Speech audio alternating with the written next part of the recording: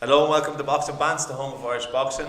It's me, McGregor, we're back, and Declan Garrity as well. Great way to start off now this episode with the new season kicking off with possibly Fight of the Year with Triple G and Canelo. We've loads to talk about from last week and the week coming up. So probably the best place to start off is Triple G and Canelo. What a fight it was.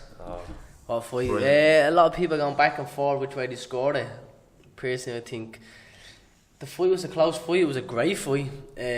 For a boxing fan, it was absolutely amazing. It was a really good 50-50 fight.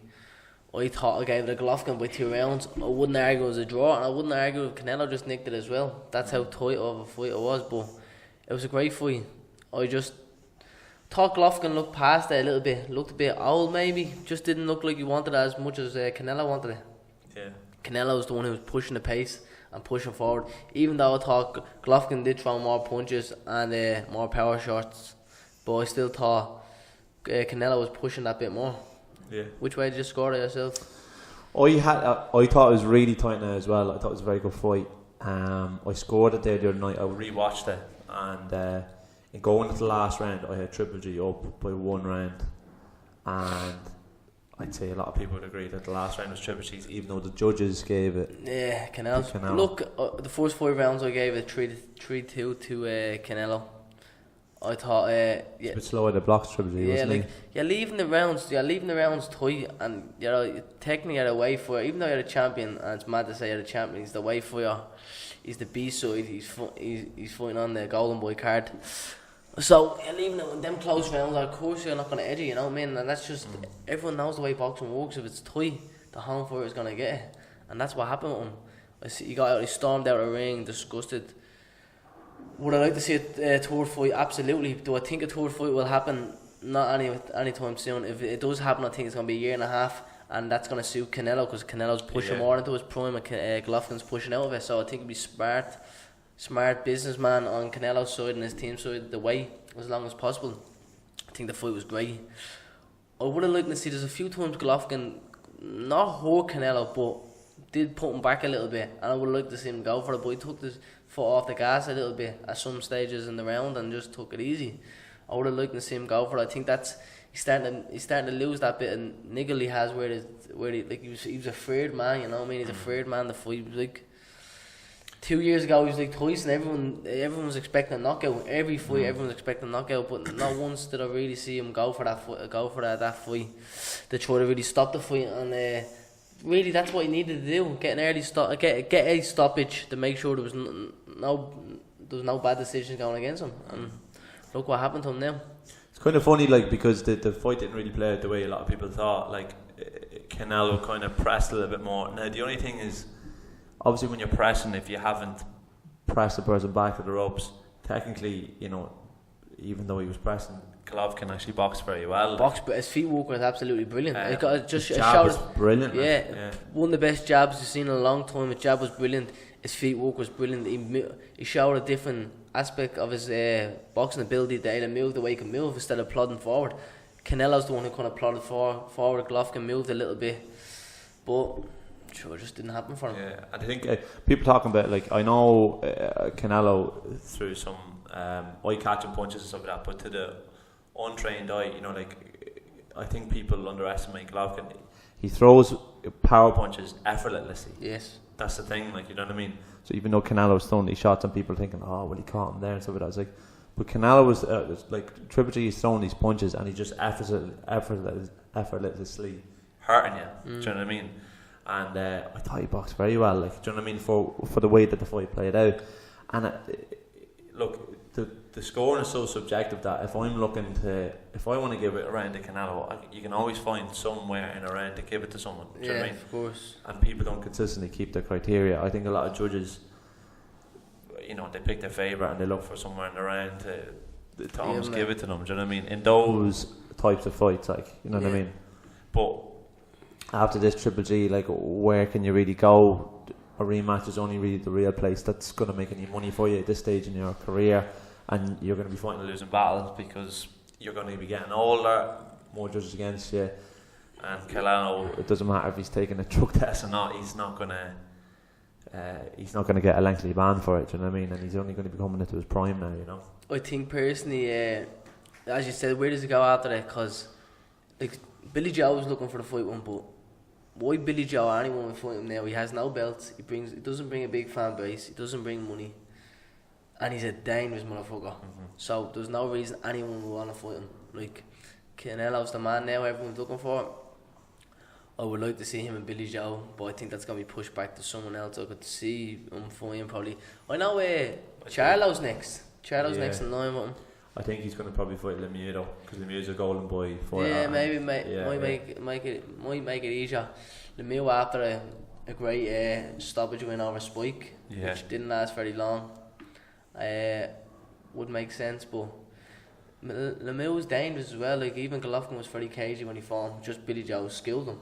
Yeah, absolutely made him look like a pure novice towards him, but studs make fight. I think the thing is, like, Billy Joe made a good point. He says, when Canelo and Triple G were fighting the first time, he says, I want Triple G to win because if Triple G wins, he'll fight me. I know he'll fight me and he gave me his word. And he says, Triple G will fight me and the winner, Danny Jacobs, he'd fight anyone. Yeah. But he says, if Canelo wins, me, the winner of the IBF belt, he's not going to fight any of us. Yeah. He says, because Billy Joe was like, I happen to think that I'll beat Canelo, he doesn't want nothing to do with me.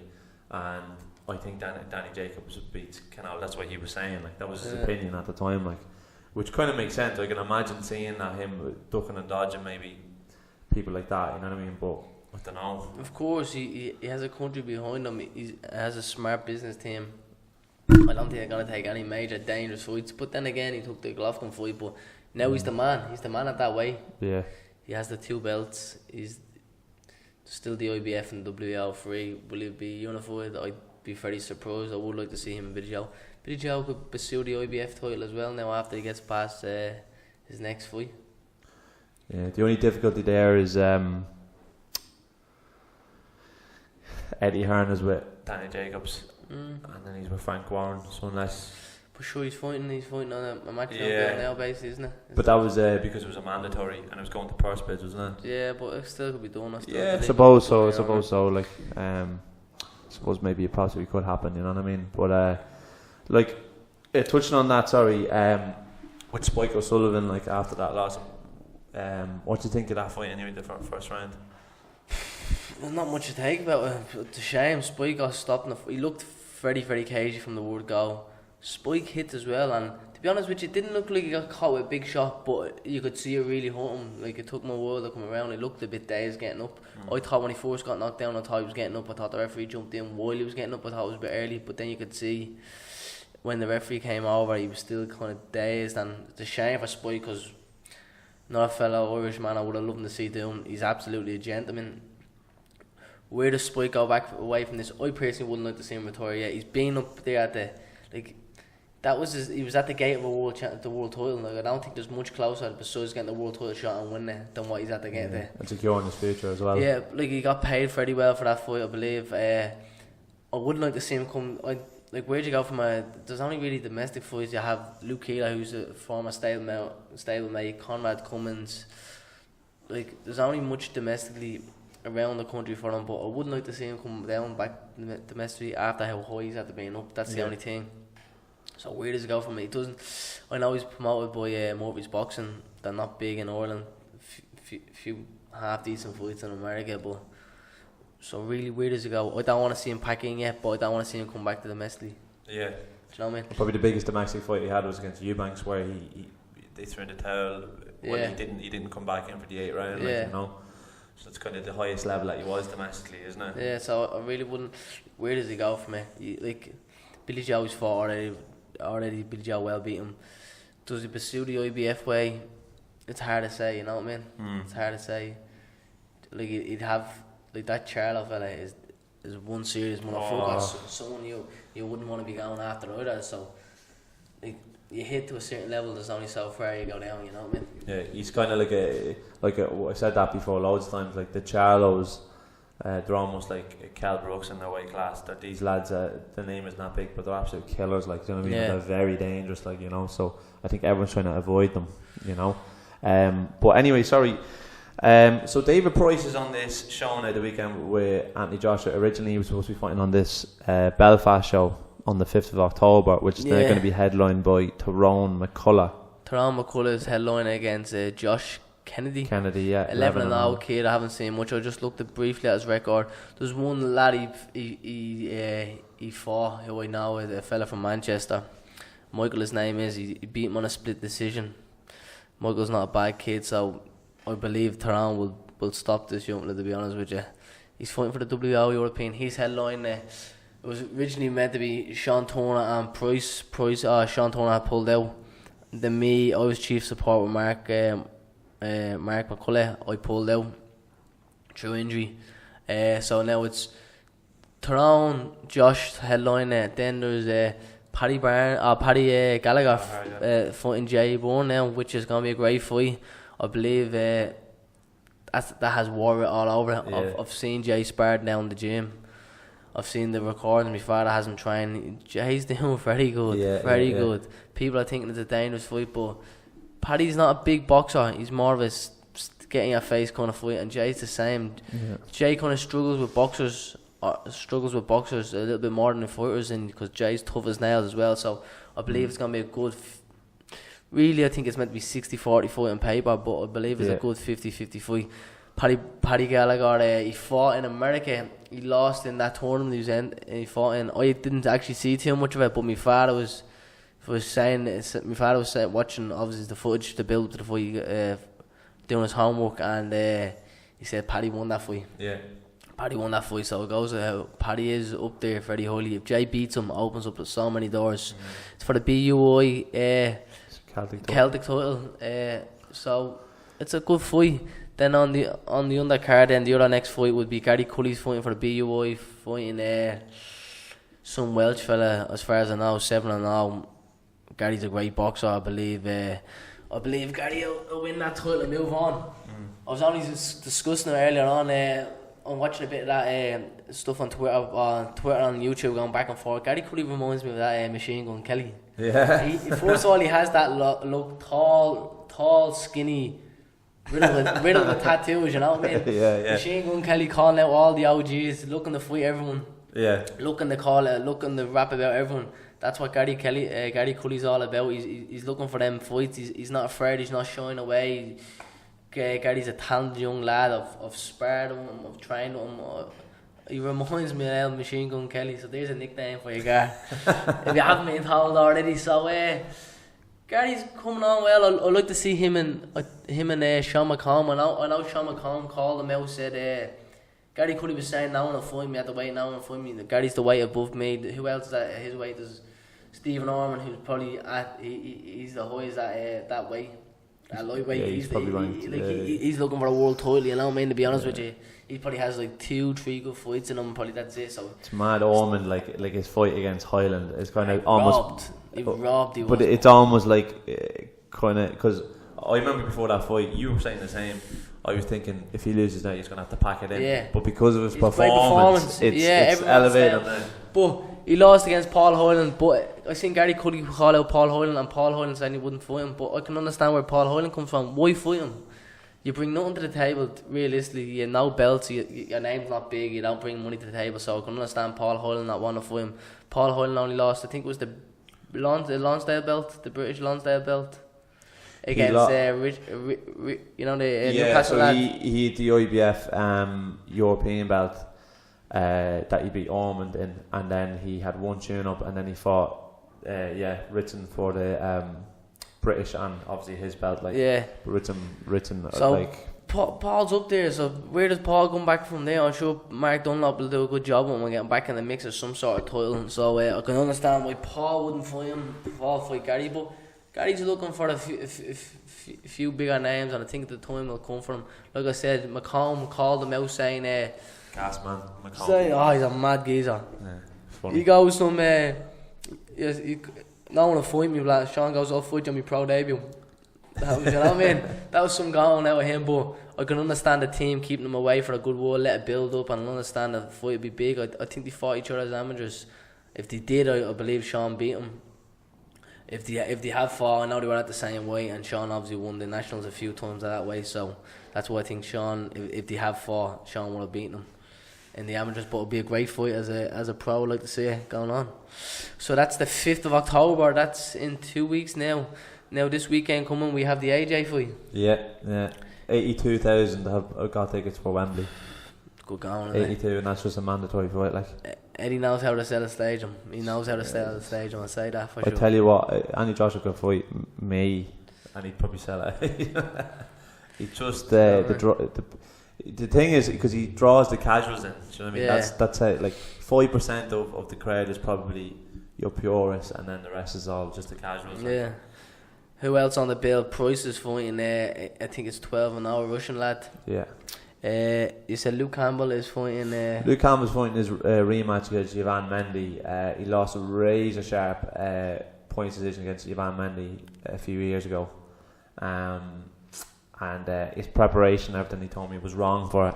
Not me, so he didn't tell me. He said it in his interview, it was wrong. So he's gone to Shane McGuigan now. Yeah, I think it's a great move for him. I think Shane's a very good coach. He's got some balls, Luke Campbell. Like he's had a tough time. Like when he was fighting Linares, and I actually thought he beat Linares. It was a very, very tough fight. He boxed very well, but his dad had actually passed away only just a couple of weeks before, and he told not even a couple of weeks. I think it was the week of it, wasn't it? Was it the week? Was it? I think it was the week and of it. He told absolutely no one, and he just fought the fight. But some balls in him, like. But the Ivan Mendy one, he kind of started too late, and then because Ivan Mendy's very, very one-dimensional. His hands are here. His feet aren't great. He's constantly crossing his feet as he's walking towards you, and he's just trying to catch you. Yeah, he's not a great fighter. I believe Luke will beat him this time if the preparation is right. I think Luke is a much better boxer. So I think Luke could pick up the victory. I think the overturn at the defeat. Who else is on the card? The Commonwealth and British title for the cruiserweights between Lawrence Coley and Matt Yaskins.